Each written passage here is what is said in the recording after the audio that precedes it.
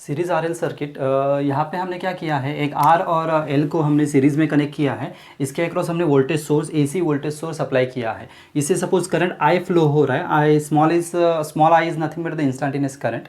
Okay, तो यहाँ पे सपोज हम कंसिडर करते हैं वोल्टेज अक्रॉस आर है, suppose it is V R, उसको हम कंसिडर करते हैं वी आर। ओके, सो इसका फॉर्मूला क्या आ जाएगा, it is I into R according to Ohm's law. Okay, then यहाँ पे हमने इंडक्टर कंसिडर किया है। इंडक्टर का अक्रॉस जो वोल्टेज है हम वी एल कंसिडर करते हैं, तो ये क्या आ जाएगा, it is I into XL. XL मतलब इंडक्टिव रिएक्टेंस। ओके, ये भी अकॉर्डिंग टू ओम्स लॉ ही है। तो ये हो गया वी एल और ये है हमारा वी आर। बाद में हमें देखना है इसका फेजर डायग्राम। फेजर डायग्राम हमें पता है, यहाँ पे देखो, यहाँ पे रेजिस्टेंस है। सो रेजिस्टेंस से जो करंट जाएगा वो करंट और वोल्टेज अक्रॉस द रेजिस्टेंस ये सेम फेज में रहते हैं, मतलब उनमें फेज डिफरेंस जीरो रहता है।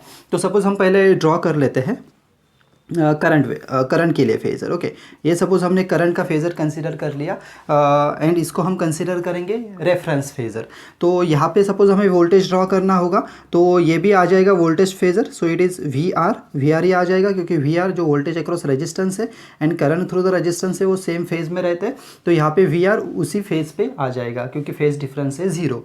बाद में देखो यहाँ पे इंडक्टर कंसिडर किया है। इंडक्टर में इंडक्टर के अक्रॉस जो वोल्टेज है वो वोल्टेज करंट को 90 डिग्री से लीड करता है, और हम ऐसे भी बोल सकते हैं करंट लैग होता है 90 डिग्री से to the voltage across inductor. तो सपोज मैंने यहाँ पे लीडिंग वोल्टेज ड्रॉ कर लिया which is V L. So ये 90 डिग्री से लीड करेगा, 90 डिग्री से लीड करेगा करंट को। ओके, सो करंट को लीड कर रहा है 90 डिग्री से। और हम ये भी बोल सकते हैं कि करंट जो है लैगिंग है वी एल को 90 डिग्री से।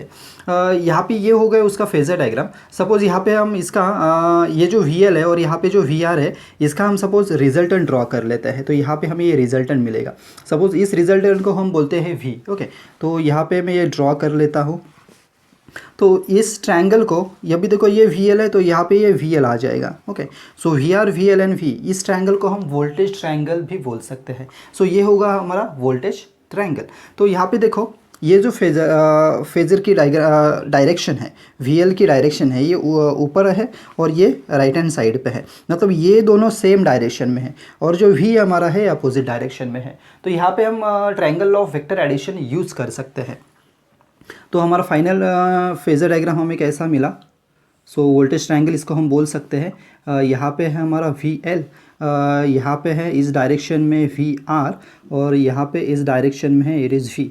सो इसको हम बोल सकते हैं it is voltage triangle, it is voltage triangle. Suppose हमने यहाँ पे triangle of vector addition use कर ले, तो यहाँ पे देखो वी आर इस डायरेक्शन में, उसी सेम डायरेक्शन में वी एल है, तो इन दोनों की एडिशन हो जाएगी, इज इक्वल टू हमें वी मिलेगा, क्योंकि यहाँ पे मिलेगा हमें it is V is equal to V L plus V R. So ये हो गया V is equal to V L plus V R. Suppose यहाँ पे हम इसको वेक्टर कंसिडर कर लेते हैं। तो यहाँ पे सपोज हम यूज़ करते हैं पाइथागोरस का थ्योरम। पाइथागोरस थ्योरम यूज़ कर लिया, तो ये हाइपोटेनस का square is equal to square of V R plus square of V L आ जाएगा। तो यहाँ पे हमें मिलेगा V square is equal to V R square plus V L square, ये हमें मिलेगा। सो सपोज वी दोनों साइड पे हम स्क्वायर रूट ले लेते हैं, तो हमें वी इज इक्वल टू क्या मिलेगा, it is under root V R square plus V L square. अभी हमें पता है वी आर की वैल्यू क्या है, it is I R, and V L की वैल्यू क्या है, आई इंटू एक्स एल। तो यहाँ पे हम पुट कर देते हैं, तो यहाँ पे आ जाएगा I R square plus V L की वैल्यू क्या है, आई इंटू एक्स एल।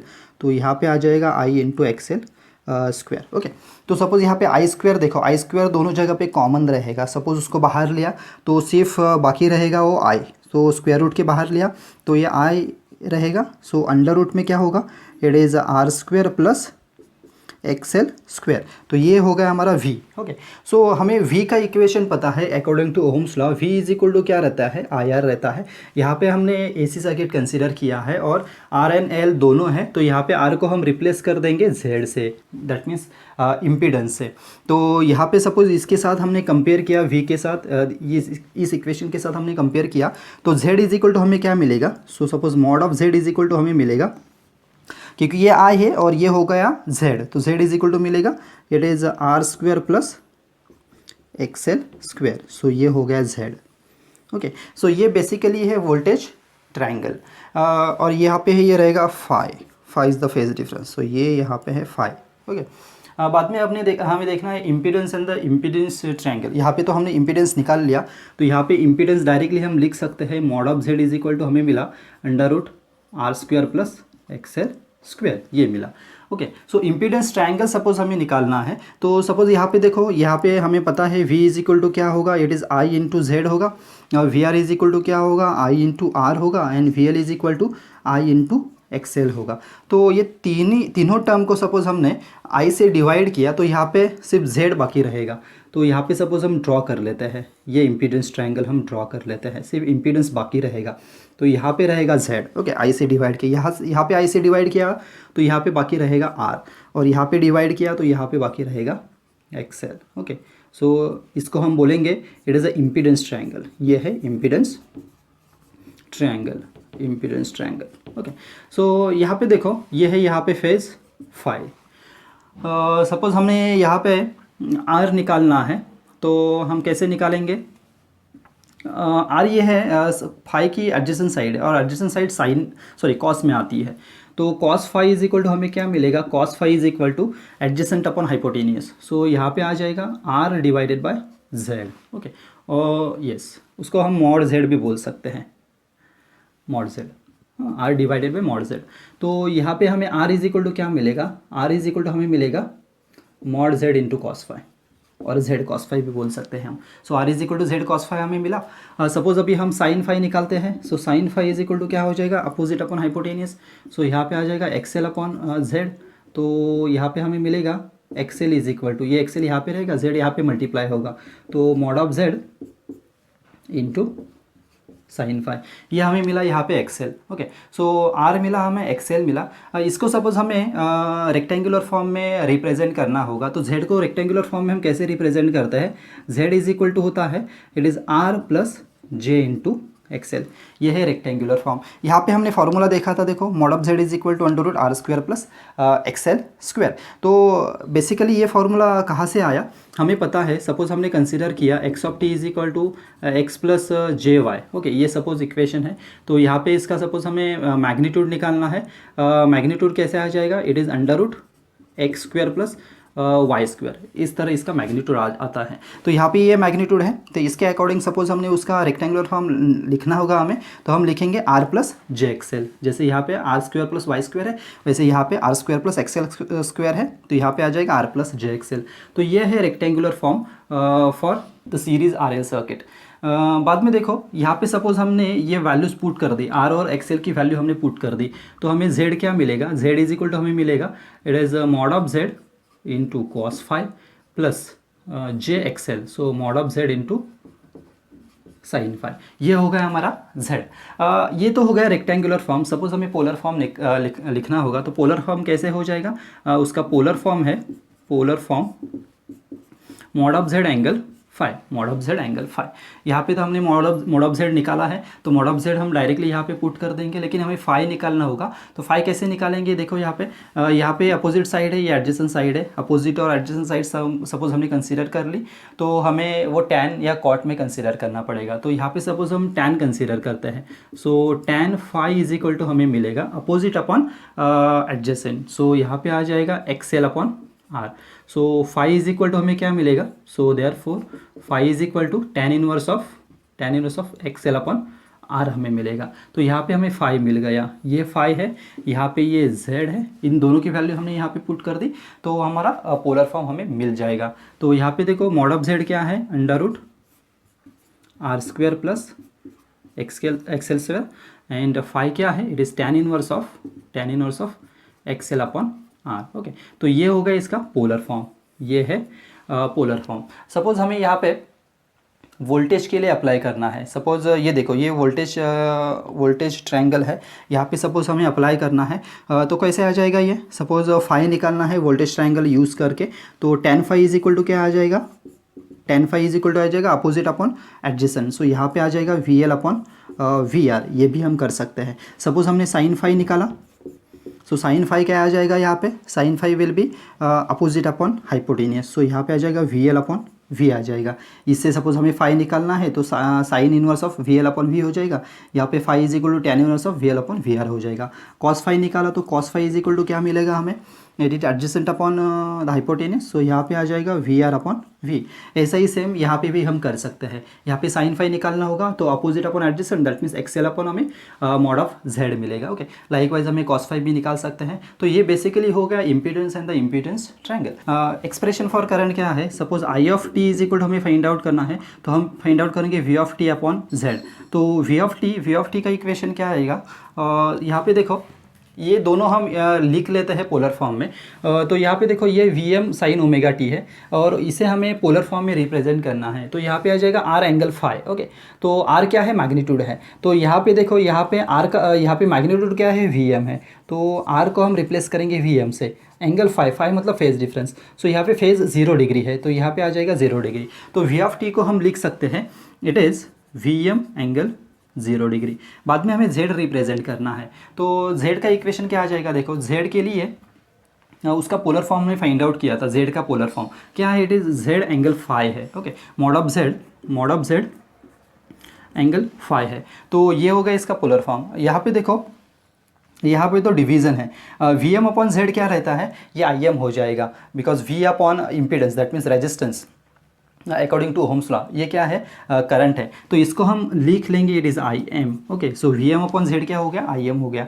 और पोलर में यहाँ पे डिवीज़न है, डिवीज़न है तो मतलब हम क्या करते हैं, न्यूमरेटर में जो एंगल रहेगा उससे हमें डिनोमिनेटर वाला एंगल सब्ट्रैक्ट करना है। तो यहाँ पे क्या आ जाएगा, angle 0 - 5 will be -5 degree. So ये हो गया polar form for an current. So इसको सपोज हमें इक्वेशन के फॉर्म में लिखना है तो कैसे लिखेंगे हम, so therefore I of T is equal to हमें मिलेगा यहाँ पे magnitude sine of omega T minus phi आ जाएगा, क्योंकि यहाँ पे फेज डिफरेंस क्या है, -5 है। मतलब ये करंट का इक्वेशन हो गया। तो करंट यहाँ पे लैगिंग है बाय 5 डिग्री। सो यहाँ पे ये हो गया वोल्टेज का इक्वेशन, ये हो गया करंट का इक्वेशन।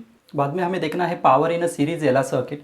सो पावर का बेसिकली फॉर्मूला क्या है, power is equal to V into I है। ओके, सो वोल्टेज का इक्वेशन हमें पता है, वोल्टेज का इक्वेशन क्या है, V M sine omega T. So यहाँ पे हम लिख देते हैं V M sine of omega T. और आई का इक्वेशन क्या है, it is I M sine of omega T minus phi है। तो यहाँ पे देखो यहाँ पे साइन है टर्म, यहाँ पे भी दूसरे साइन टर्म है तो एंगल डिफरेंट है। तो साइन ए साइन बी का हम फार्मूला यूज़ कर सकते हैं। साइन ए साइन बी का फार्मूला क्या है, साइन ए साइन बी, और twice sine A sine B का फार्मूला है so cos of it is A minus B minus cos of A plus B formula है। तो सपोज हमें sine A sine B का formula लिखना होगा तो 2 को हमें यहाँ पे डिवाइड करना पड़ेगा। तो यहाँ पे ये फार्मूला हम अप्लाई कर देते हैं। तो पावर इज इक्वल टू हमें क्या मिलेगा, it is V M I M, V M into I M divide by 2। ये वाला जो 2 है यहाँ पे डिवाइड करना पड़ेगा। तो ये 2 हमने यहाँ पे कंसिडर किया एंड पहली टर्म क्या है, cos A minus B. So यहाँ पे आ जाएगा cos of A minus B, so omega T minus omega T plus phi आ जाएगा। सो यहाँ पे कॉस ऑफ फाई हमें मिला। देन माइनस करके क्या है, कॉस ए प्लस बी है, omega T plus omega T minus phi. तो यहाँ पे आ जाएगा cos of 2 omega T minus 5, ये इक्वेशन आ जाएगा।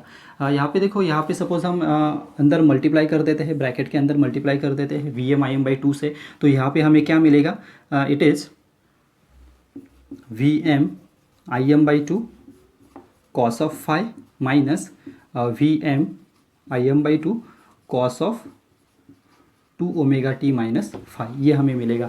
ये सपोज ये पावर का इक्वेशन है। अभी यहाँ पे हमें एवरेज पावर निकालना है। तो एवरेज पावर का फॉर्मूला क्या रहेगा, बेसिकली हमें पता है कौन से भी सिग्नल का सपोज हमें एवरेज निकालना है। तो ये फार्मूला क्या है, सपोज एक सिग्नल है हमारे पास वी ऑफ टी का सिग्नल है, तो उसका सपोज हमें एवरेज निकालना है। तो एवरेज कैसे निकालेंगे उसका हम, it is 1/t, integration is from 0 to t V of T D T. Okay, ये इक्वेशन आ जाता है for finding an average. Okay, so यहाँ पे ये सेम फार्मूला हम यहाँ पे अप्लाई कर देते हैं। तो पी एवरेज हमें क्या मिलेगा, P average is equal to 1/t, और यहाँ पे time period complete sinusoidal wave का सपोज हम 2π कंसीडर करते हैं तो टाइम पीरियड 2π आ जाएगा। So 1/2π, integration is from 0 to 2π, then V M I M by 2 cos of phi into dt minus again it is 1/t that means time period हमने 2 पाई consider किया है. सो 0 to 2 pi Vm Im by 2 Vm Im by 2 cos of 2 omega T minus 5 into D T, ये आ जाएगा. अभी हमें पता है power for sinusoidal wave form और एक कोसाइन वेव फॉर्म ये क्या रहती है, जीरो रहती है. तो यहाँ पे सपोज हमने ये कोसाइन वेव फॉर्म यहाँ पे है कंप्लीट कोसाइन वेव फॉर्म, तो इसके लिए पावर क्या आ जाएगी, जीरो आ जाएगी. तो ये जो टर्म है ये टर्म हम जीरो कंसीडर कर देते हैं क्योंकि पावर यहाँ पे जीरो आ जाएगी. तो सिर्फ इंटीग्रेशन हम यहाँ पे अप्लाई कर देते हैं. तो यहाँ पे देखिए 2 बाहर लिया हमने तो यहाँ पे 4 पाई हो जाएगा. Vm Im cos फाई दोनों कांस्टेंट है तो यहाँ पे लेते हैं हम, it is Vm Im by 4 pi, 2 यहाँ पे मल्टीप्लाई हो गया into cos phi and integration is from 0 to 2 pi D T, ये है. तो यहाँ पे 1 का इंटीग्रेशन आ जाएगा t, तो हम पुट कर देते हैं. So it is Vm Im by 2 into cos Im by 4 pi into cos of phi and integration is T and limit is from 0 to 2 pi. So एक बार हमें यहाँ पे 2 पाई पुट करना है, माइनस करके हमें 0 पुट करना है. तो सपोज हमने 2 पाई पुट कर लिया तो यहाँ पे 2 पाई और 4 पाई कैंसिल हो जाएगा, यहाँ पे 2 बाकी रहेगा. तो यहाँ पे फाइनल इक्वेशन क्या आ जाएगा, it is Vm Im by 2 into cos phi, ये इक्वेशन आ जाएगा. मतलब पी एवरेज का हमें फार्मूला मिला, it is Vm Im by 2 into cos phi. Suppose इस 2 को हम सेपरेट करते हैं और डिफ्रेंशिएट करते हैं तो P average is equal to हमें क्या मिलेगा, P average is equal to Vm by √2 into Im by √2 का मल्टीप्लिकेशन किया तो यहाँ पे 2 आ जाएगा. तो यहाँ पे देखो ये है cos phi as it is. Vm by √2 क्या होता है, ये होता है VRMS और Im बाई √2 क्या होता है IRMS. तो यहाँ पे हम रिप्लेस कर देते हैं. So therefore P average is equal to हमें क्या मिलेगा, it is VRMS into IRMS into cos phi. So ये होगी हमारी पी एवरेज का formula. So P average is equal to VRMS IRMS into cos phi. इसको हम कैपिटल V और कैपिटल I भी लिख सकते हैं. So P average is equal to हम ऐसे भी लिख सकते हैं, so it is VI cos phi. So ये VI कॉस फाई मतलब V है VRMS एंड I है IRMS. इसका यूनिट रहेगा watt, unit will be watt. तो ये होगी एवरेज पावर, पी एवरेज. बाद में हमें देखना है average power supplied by the circuit. यहाँ पे देखो, यहाँ पे सपोज हमें एवरेज पावर निकालना है एलआर सर्किट में, तो हम क्या करेंगे, सपोज हम कंसीडर करेंगे voltage power consume by resistance and the power consume by inductor. ये हो जाएगी average power consume by the circuit. So यहाँ पे हमने कंसीडर किया average power consume by the resistor plus average power consume by the inductor. Okay, so हमें पता है average power consume by an inductor क्या होती है, ये 0 होती है, हमने देखा था पहले. तो यहाँ पे हम कंसीडर करेंगे average power consume by the inductor is 0. So total power consume और average power consume by the LR circuit क्या रहेगी, average power consume by the resistor only. मतलब रजिस्टर कितना एवरेज पावर कंज्यूम कर रहा है वही हो जाएगी average power consume by the LR circuit, क्योंकि इंडक्टर 0 पावर कंज्यूम करता है. बाद में हमें देखना है पावर ट्रायंगल. सपोज हमने यहाँ पे वोल्टेज ट्रायंगल कंसीडर कर लिया. इस वोल्टेज ट्रायंगल को सपोज हमने I से मल्टीप्लाई किया तो वोल्टेज इंटू करंट हमें पता है पावर हो जाता है. तो यहाँ पे सपोज हमने I से मल्टीप्लाई किया हर एक टर्म को, तो ये कन्वर्ट हो जाएगा पावर ट्रायंगल में. तो सपोज हमें फाइंड आउट करना है हर एक वैल्यू, मतलब यहाँ पे जो पावर है इसकी वैल्यू हमें फाइंड आउट करनी है. तो हम कैसे फाइंड आउट करेंगे, देखो ये जो साइड है, ये साइड है अपोजिट साइड. अपोजिट साइड किस में आती है, साइन में आती है. सो सपोज हमें साइन फाई निकालना है. So sine phi is equal to क्या आ जाएगा, sine phi is equal to opposite upon hypotenuse. So opposite क्या है, VL into I divided by hypotenuse is IV और VI कंसीडर करते हैं. तो यहाँ से देखो, यहाँ से VL इंटू आई क्या आ जाएगा, VI यहाँ पे मल्टीप्लाई हो जाएगा. सो यहाँ पे हमें मिलेगा VI साइन फाई. मतलब ये पावर क्या होगी, it is VI sine phi हो गई. ये देखो ये एडजेसेंट साइड है. सो एडजेसेंट साइड आती है कॉस में, तो यहाँ पे हम कॉस फाइंड आउट करते हैं. So cos phi is equal to क्या आ जाएगा, adjacent side upon hypotenuse. Adjacent side क्या है, it is VR into I divided by VI. Okay, ये है. So suppose VR into I हमें फाइंड आउट करना है, तो VI यहाँ पे मल्टीप्लाई हो जाएगा. So VR into I is equal to आ जाएगा VI कॉस फाई. मतलब यहाँ पे हमें मिला it is VI cos phi और ये पावर है. तो यहाँ पे हमें 3 पावर मिले. यहाँ पे देखो ये सपोज ये है VI. सो VI एक पावर है, VI कॉस फाई पावर है, VI साइन फाई पावर है. हमने जो पावर का इक्वेशन देखा था उस वहाँ पे हमें पावर क्या मिली थी, वी आई कॉस फाई मिली थी। सो इस पावर का हम बोलेंगे रियल पावर। ये क्या है? Real power. Okay, so V I sine phi is imaginary power, और उसको दूसरा नाम है reactive power. So reactive power बोलेंगे या इमेजनरी पावर बोलेंगे। और वी आई क्या है? V I is apparent power. V I is apparent power. Okay, तो यहाँ पे सपोज हमें फाइंड आउट करना था पावर ट्रायंगल, तो यहाँ पे इक्वेशन हमें क्या मिलेगा? It is V I vector. यहाँ पे देखो, यहाँ पे ट्रायंगल ऑफ वेक्टर एडिशन हमने ऐड यूज़ कर लिया, तो यहाँ पे ये वी आई इस डायरेक्शन में है और ये जो दो वेक्टर है सेम डायरेक्शन में है, तो इनकी एडिशन हो जाएगी। ये वेक्टर प्लस ये vector is equal to V I आ जाएगा।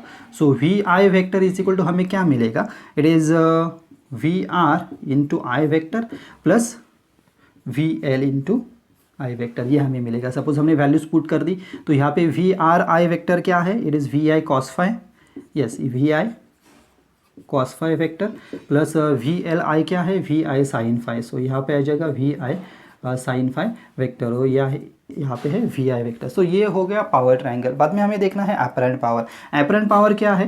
Are M S multiplication of an R M S values of voltage and current, it is simply V I. So V I is nothing but the apparent power. इसका unit क्या है?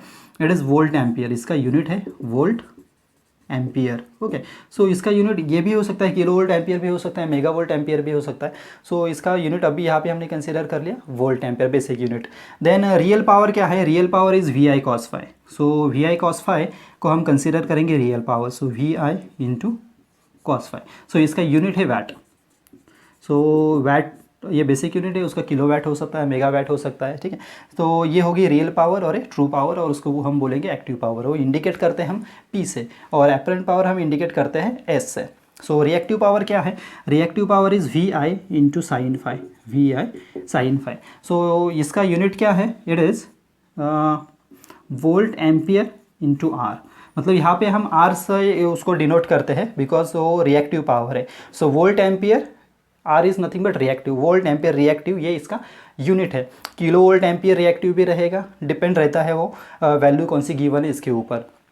Suppose problem solve करते समय हमें given नहीं रहता most of the time कि वो एपरेंट पावर है, रियल पावर है या रिएक्टिव पावर है, तो उसको हम आइडेंटिफाई कैसे करेंगे? उसके यूनिट से हमें उसको आइडेंटिफाई करना है। मतलब यहाँ पे देखो, उसका यूनिट वोल्ट एम्पियर रहा, पावर के वैल्यू का यूनिट वोल्ट एम्पियर रहा, मतलब वो गिवन है एपरेंट पावर। सपोज उसका यूनिट रहा वैट, तो वो है रियल पावर, और ये ट्रू पावर और एक्टिव पावर। उसका यूनिट रहा वोल्ट एम्पियर रिएक्टिव और kilo volt ampere reactive, that means V A R के वी ए आर रहा, तो वो है रिएक्टिव पावर। सो ऐसे हमें आइडेंटिफाई करना है डिफरेंट पावर्स।